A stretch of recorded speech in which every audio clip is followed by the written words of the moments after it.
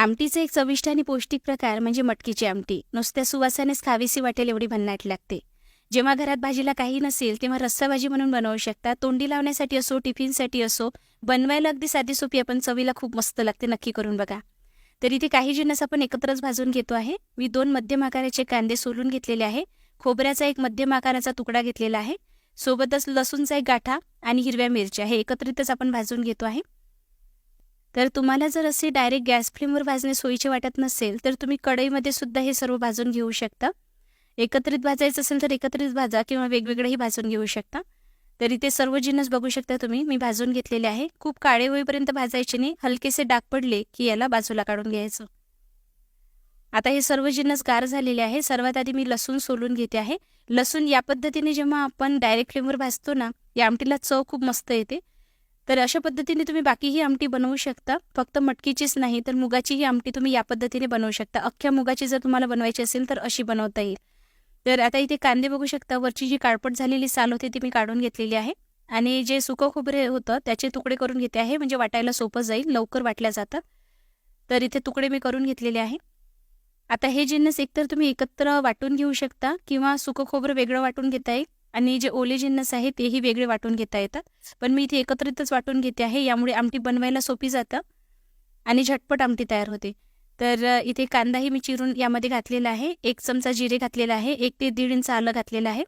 सुरुवातीला फिरवून घ्यायचं. आता यामध्ये थोडं पाणी घालून याची चटणीसारखी पेस्ट होईपर्यंत याला वाटून घेतलेलं आहे. तर इथे मोड आलेली मटकी घेतलेली आहे. मटकी मोड आलेलीच घ्या, त्यामुळे ही आमटी खूप चविष्ट बनते.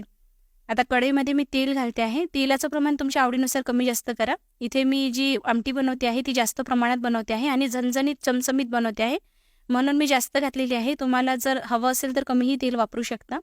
कढईमध्ये तेल गरम झाल्यानंतर जिरे घातलेलं होतं. कांदा लालसर होईपर्यंत परतून घेतलेला आहे आणि इथे मी अर्धा चमचा हळद गरम पाणी घालून पातळ करून घेतलेली आहे, यामध्ये घालायची. या पद्धतीने जर घालाल तर आमटीला चव छान येते. आता लाल तिखट घेतलेलं आहे. 1 ते 2 चमचे लाल तिखट घ्यायचं. यामध्ये गरम पाणी घातलेलं आहे आणि हे सुद्धा या पद्धतीनेच आपण फोडणीमध्ये घालूया. आता धनेपूड घेते आहे.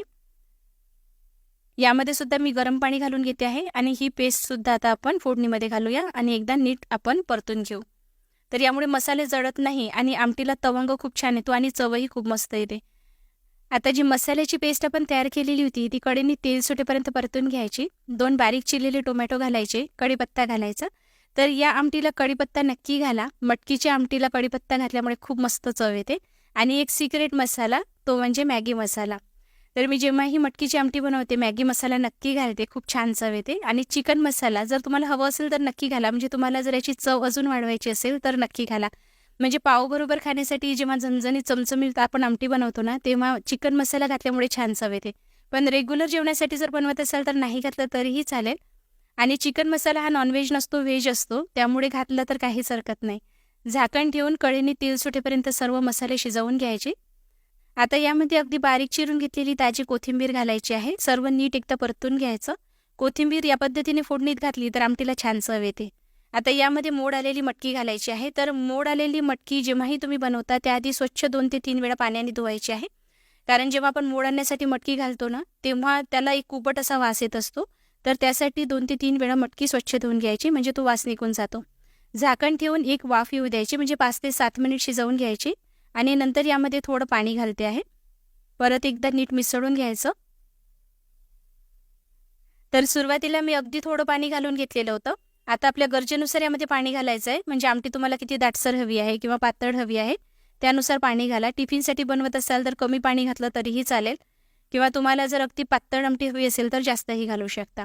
पाण्याची ॲडजस्टमेंट झाल्यानंतर मीठ घालायचं, म्हणजे पाण्याचा अंदाज आला की मिठाचा अंदाज चुकत नाही, कमी किंवा जास्त होत नाही, नाहीतर मीठ बरेच वेळा जास्त होऊन जातं. तर असं बरेचदा मी बघितलेलं आहे की जी मटकी असते ना, त्याला मीठ जर आपण सुरुवातीला घातलं तर मटकी लवकर शिजत नाही, थोडा जास्त वेळ लागतो. तुम्हाला जर असं वाटत असेल की मटकी ही लवकर शिजायला हवी तर मीठ सर्वात शेवटी घाला, म्हणजे जेव्हा आपण गॅस बंद करतो ना त्याच्यात थोड्या वेळ आधी मीठ घालायचं, एक उकळी काढायची आणि गॅस बंद करायचा.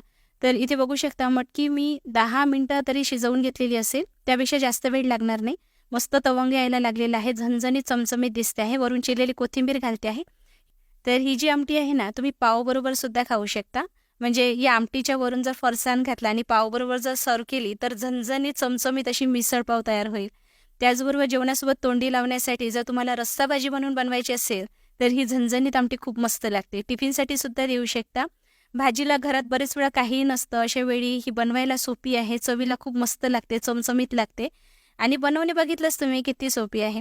तुम्हाला ही झणझणीत चमचमीत मटकीची आमटीची रेसिपी कशी वाटली मला कमेंट करून नक्की कळवा. जर आवडली असेल तर लाईक करा. अशाच रेसिपी जर पुढे बघायच्या असेल तर माझ्या पेजलाही फॉलो करा. घरोघरी अन्नपूर्णा या यूट्यूब चॅनलला 6 आमटी रेसिपीचा मी संपूर्ण व्हिडिओ अपलोड केलेला आहे.